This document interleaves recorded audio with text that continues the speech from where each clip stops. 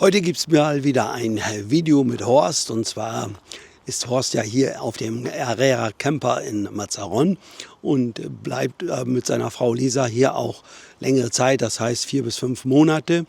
Und ja, da hat er hier einiges an Equipment aufgebaut, hat hier einige Sachen hier auf seinem Platz aufgestellt.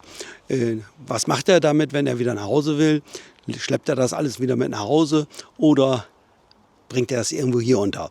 Darüber will ich gleich mit Horst sprechen, wie er es macht und wie er alles zusammenpackt. Das wird er uns zeigen. Herzlich willkommen zu diesem Video.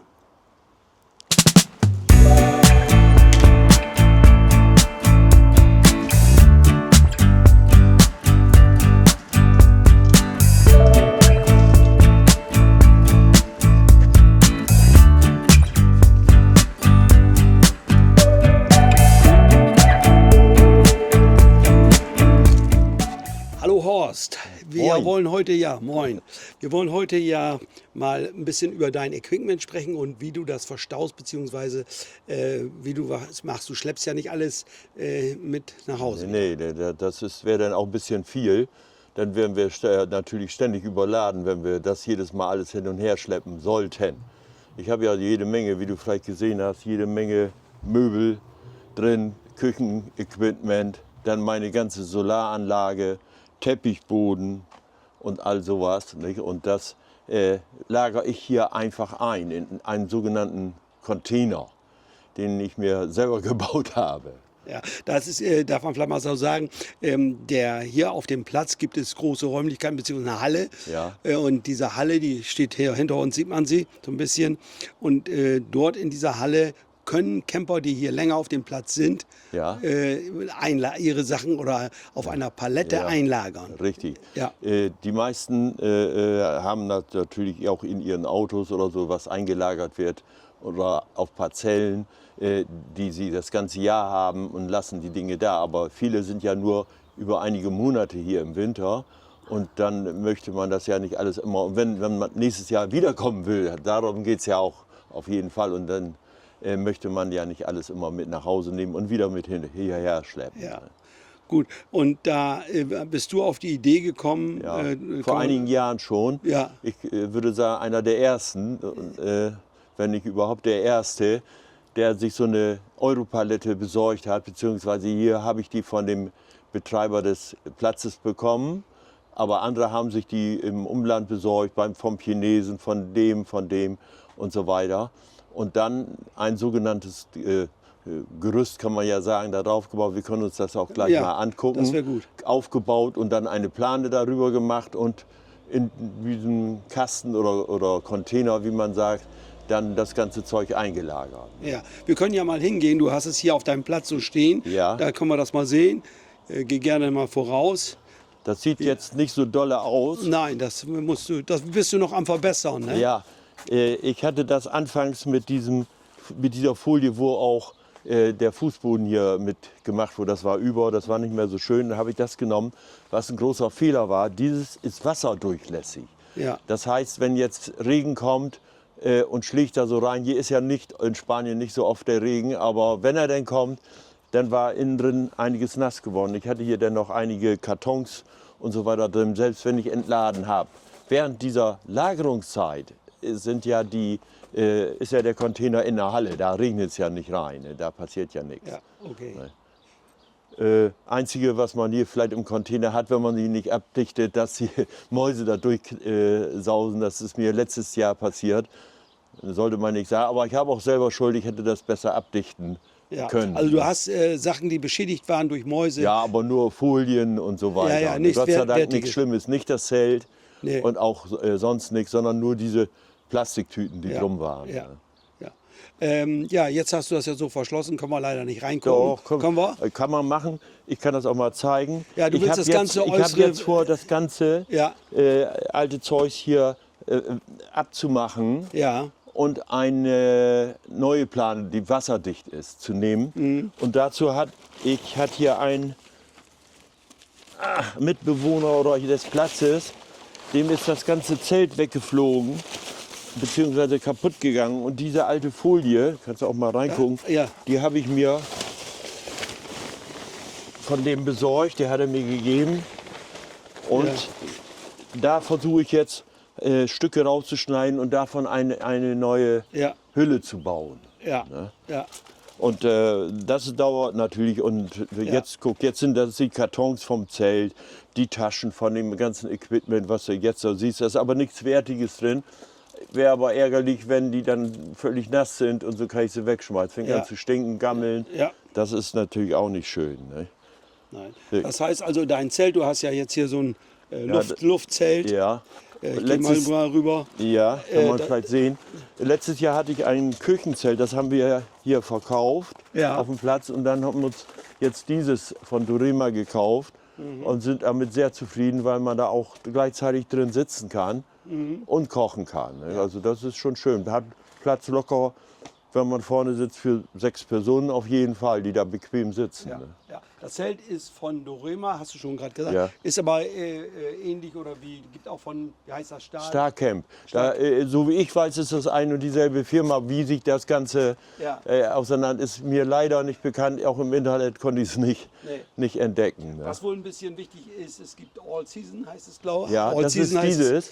Und zwar, das ist dafür gedacht, All Season, wie der Name schon sagt, für jede Jahreszeit, also fürs ganze Jahr. Und hält auch UV stärker aus, wobei die einfache Variante, die gibt es auch, die nennt sie Klimatex und die ist dann doch schon den UV-Strahlen stärker ausgesetzt und wie ich es gesehen habe, wurde grau und so weiter. Kaputt habe ich auch noch keins gesehen. Nein. Jetzt ist das dreiteilig, so wie man sieht, das ist ja, da kann man also auch nur Zweiteiler, so habe ich es jedenfalls, Zweiteiler. Jede Kammer ist mit einem Reißverschluss verbunden, könnte theoretisch auch eine Kammer nehmen, wenn ich wollte. Ne? Und dann würde ich die vordere Wand dann da wieder einsetzen, beziehungsweise ich könnte das auch erweitern auf 5 Kammern. Das ist so variabel, wie man es eben möchte. Ne? Ja. Okay, das heißt hier, dein ganzes Equipment, was du da wieder drin hast, in die Möbel, das bleibt alles hier, kommt hier alles in den Container rein. Dann, Also quasi alles, was du da so siehst. Bis auf den Tisch, den nehmen wir natürlich mit, weil wir den unterwegs auch mal brauchen. Ja. Und die Stühle. Ne? Ja, und der Platzbetreiber, der kommt dann mit dem Gabelstapler? Ja, und ich sage dann da Bescheid, dann klebe ich das zu, kommt mein Name mit der Platznummer und so weiter, alles drauf, klebe ich vorne ran. Und dann holt er es ab und lagert das dann ein. Und wenn ich dann wiederkomme, dann sage ich Bescheid und stellt man mir das vorne hin. Willst du sagen, was sowas kostet hier? Ja, kann ich sagen, für eine Saison hier über Nacht kostet 50 €. Ja, also für die gesamte Zeit. Für die gesamte Zeit. Das heißt, wenn du im März hier wegfährst, dann lagerst du ein und wenn du dann im November, Oktober wieder oder so. Ja, ne, dann, okay. Ja, nee, das ist schon eine feine Dafür kann ich das ganze Zeug jetzt nicht mitnehmen, obwohl ich mir so eine Box noch da hinten ran gebaut habe. Ja. Aber das ist nur dafür gedacht, für leichte Dinge, Folien und so weiter, die nicht so schwer sind. Ne? Dann richtig, ja. Nein, das ist ja dann eine gute. Das machen ja inzwischen einige hier auf dem Platz. Ja. Das mit dem. Mittlerweile habe ich das schon ganz viel gesehen. Einige haben sich sogar diese Sache als stabiler Kunststoffbehälter da drauf gebaut. Es war wahrscheinlich ursprünglich mal gedacht für so eine Behältnis für Mülltonnen oder so an der Straße oder Gartengeräte oder so. Ja. Und haben sich das dann auch auf so eine Palette gemacht. Dieses ist natürlich, wie man sieht, die erste Variante sieht auch dementsprechend aus. Ja, gut. Also die Tischdecke ist da oben nur drauf, der Not gehorchen, damit ich überhaupt das halbwegs wasserdicht kriegte, nicht, dass das eine Tropfsteinhülle wurde. Ja, richtig. Nee, gut, okay. Jetzt sind wir wieder bei Horst. Horst hat, ein Tag ist vergangen. Ja, genau, hat etwas gearbeitet. Ja, ich habe die alte Folie schon mal abgerissen, komplett abgebaut, das noch mal ein ganz bisschen verstärkt, ist noch ein bisschen wackelig, aber wenn das später geschlossen wird, wird noch eine Diagonale eingebaut. Ne? Ach so, ja, dann habe ich hier unten schon eine Folie, was vorher nicht war, eingelegt, damit hier die Mäuse da nicht mehr durch können. Ah ja, dass es dicht ist, vernünftig, ja. Und jetzt habe ich aus dem alten Zelt mir die besten Filetstücke rausgenommen und abgeschnitten. Und da wollen wir heute oder ich heute ein neues Teil bauen. Ja. Ne, ist dann so, dass das hier ganz rum soll, einmal eine Runde und dann einmal noch der Deckel drauf. Ne? Ja, das Holz oben drauf, wo du das Gestell von gebaut hast, das hast du irgendwie, Ja, das sind alte Einwegpaletten ja, und die habe ich dann hier so überall gefunden. Die wird das ja einfach so weggeschmissen. ja, Hier mal was, da mal was und dann die auseinandergenommen und dann da ja. was von gebaut. Ne? Ja, und du hast ja auch entsprechendes Werkzeug dabei. Ja, Warte mal, das sind so ein Schrauber und Schrauber alles, was und Schrauben und Akkuschrauber, alles ist da, Ja, um solche Arbeiten auch durchführen zu können. ja, das ne? brauchen wir schon, Säge und so weiter ja, und so fort. ja, Ne? ja, Aber jetzt wollen wir ja auch sehen, dass wir das wasserdicht bekommen. ja, Nun hatte dieses alte Zelt günstigerweise schon einen Reißverschluss. Den versuche ich dann so mit einzuarbeiten. Das heißt, dass ich später auch mal an diese Sache ran kann, so zwischendurch mal. Ne? ja, Ja. So. Und das sollte hier dann genau mittig hin. ach so. Das ist der Der der Reißverschluss ehemalige hier oder der jetzt ehemalige, aber der Reißverschluss. Das ist hier. Ja, Ja. Dann kann ich das Zelt quasi so aufziehen. ja, Ne? Und das ist so meine Grundidee. ja, Und dann hier so langsam rum. So. Im Prinzip. Und dann auf der anderen Seite natürlich das Gleiche. ja. Und das machst du mit Schrauben dann fest, oder Das wie? mache ich dann mit Schrauben jetzt fest, aber das wäre jetzt Ja, ja. nötig, da groß drauf einzugehen. Das kann sich wohl jeder vorstellen, wie Ja, das genau. ist. Oben kommt eine Haube dann drauf, auch aus dem Material habe ich da raus. Ja. Was hier dann so wie hier mit dem da so ein bisschen überlappt, Ja. damit der Regen da nicht reinlaufen kann. Ja. Ne? Schön. Dann kannst du darin deine Sachen alle wieder Ja. einlagern. Und sieht ordentlicher aus und Ja. ist wasserdicht dann. Und ist wasserdicht dann.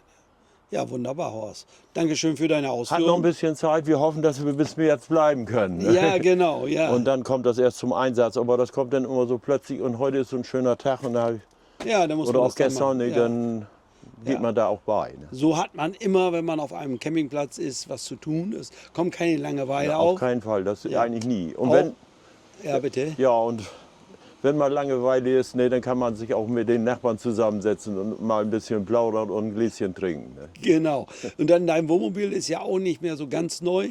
Hast ja auch Nee. schon, da hast du ja auch hier und da mal eine Reparatur. Ja, das laufen was mit. Schiebetür kaputt, dann ist da mal was. Aber alles so Kleinigkeiten, die man dann machen kann. Das weiß jeder, der ein Wohnmobil oder einen Wohnwagen hat. Also wer da zwei ganz linke Hände hat, der ist immer ganz schön aufgeschmissen. Ne? Ja, ja, ja. Und unser, es geht jetzt ins 16. Jahr, da fällt schon dies und jenes mal an. Hat 250.000 gelaufen. 250.000, ja, Ja, das ist schon eine ja, gute ja. Leistung, ja. Okay, ja. Und aber fährt ja immer noch super hierher und Ja. lebst da ja immer noch den ganzen Man muss Winter. das nur immer warten und alles, das was verschleißen könnte, Ja. auch mal nachschauen und Ja. dann dementsprechend warten. Okay, Horst, dann soll es Ja. das gewesen sein. Dankeschön für Jo, danke auch. dein Vorstellen der ganzen Geschichte und ja, viel Spaß weiterhin. Runterholen. Jo. Das war mal ein kurzer Einblick in das, was so Langzeitcamper wie Horst hier auf dem Campingplatz alles so betreiben. Das soll es gewesen sein. Ich sage wie immer Dankeschön fürs Zuschauen und bye bye bis zum nächsten Mal.